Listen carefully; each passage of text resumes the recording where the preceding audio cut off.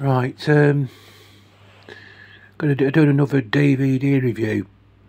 This time, this one is called Doctor Who: The Claws of Axos. It's from the John Pertwee years, 1970 to 74. As you can see,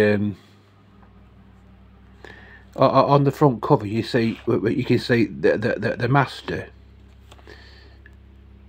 a strange-looking alien. It looks like something out of Goldfinger, and another one on the right. Well, the Master in this, the last Doctor Who DVD that I did a review of, the Mark of Arani, that featured the Master, but he was in a different incarnation in that than what he was in this. As I said before, Time Lords can regenerate. They change their appearance when these can't exist anymore for some reason or other in their present body. They don't die. They're like we do. They regenerate, and there's only so many times that they can regenerate, but they can regenerate 12 times, and then they finally die. After that they finally die. But the Doctor has been given another cycle of regenerations by the Time Lords. But the Master in this is played by Roger Delgado, and in the Mark of Arani was played by a different actor, Anthony Ainley. And as I said, this is from the John Pertwee years, 1970 to 74, and it's a U certificate.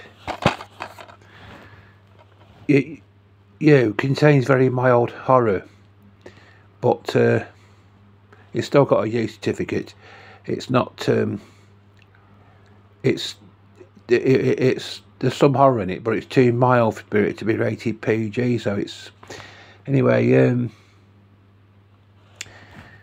The Claws of Axos by Bob Baker and Dave Martin.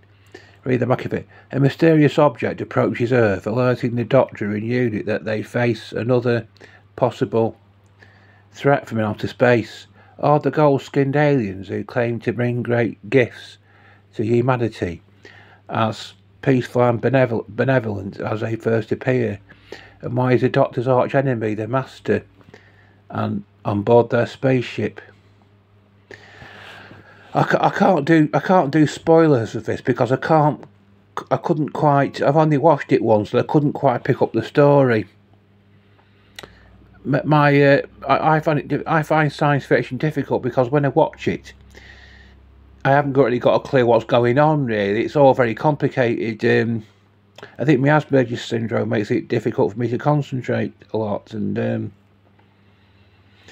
but I tell you, John Pertwee was the third incarnation of the Doctor, and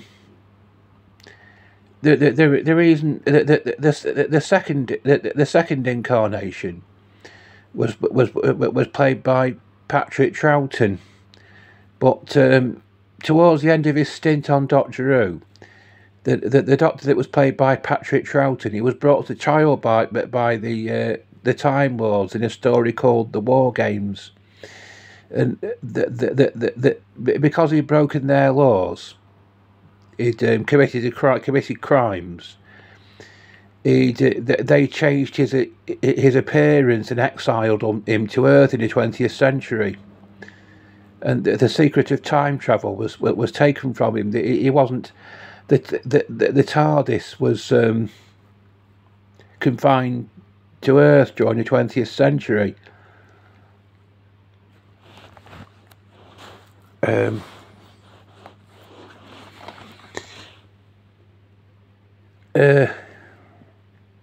it was still exiled. His exile was still. It was still under the restrictions when this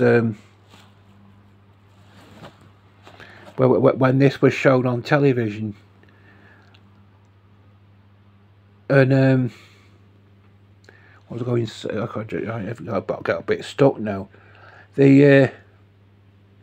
It was exiled to Earth during the 20th century and wasn't able to leave that particular time period because he was exiled because he'd been a naughty Time Lord. And what happened? What happened was what happens in this is that these aliens they feel that they need to be able to travel through time, and they're trying to get the secret of time travel from him. But because he can't enlighten them on that because the Time Lords have removed some of his memories from his brain as a punishment. They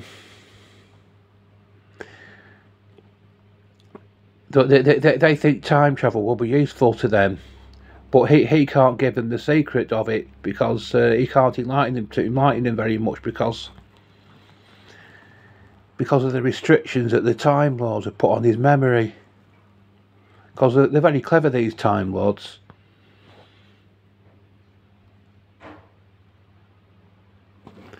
And special features there.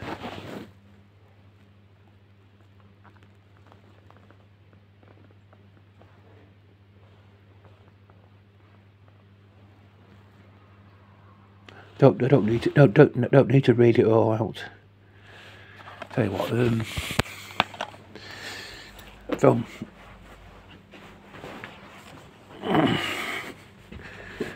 Right.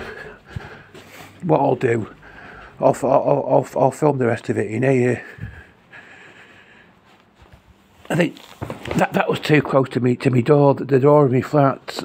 I think I don't want someone walking past and hearing what's going on. They'll think I'm talking to myself or something. Right, commentary by Barry Letts, producer Katie Manning, Joe Grant and Richard Franklin, Mike Yates.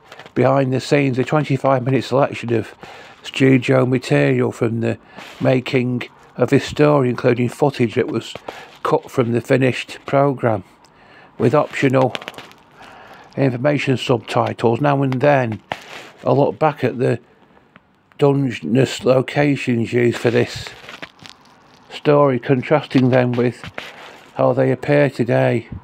Reverse standards conversion. The Axos Legacy, a 10-minute documentary, it looks at the restoration of this story for DVD. Directing who? Michael Ferguson talks about his work on The Claws of Axos. Photo gallery, production subtitles, digitally remastered picture and sound quality. The reason why I was filming it in my front bedroom, it's because I'm a bit, my battery's very low, you see, and I don't know how, my battery's on 9 and I don't know how long it's got. It's 7, I don't know how long it's going to last. I don't want to be, so that's why I filmed it while my phone was charging up. But this story was originally broadcast on BBC between 13th of March and 3rd of April 1971. Produced by Barry Letts, directed by Michael Ferguson. Incidental music composed by Douglas Simpson.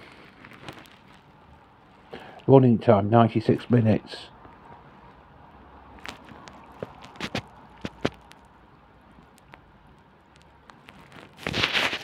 So that's The Claws of Axos, starring John Pertwee, by Bob Baker and Dave Martin.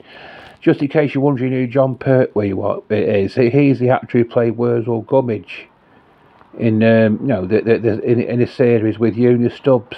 Una Stubbs played Aunt Sally.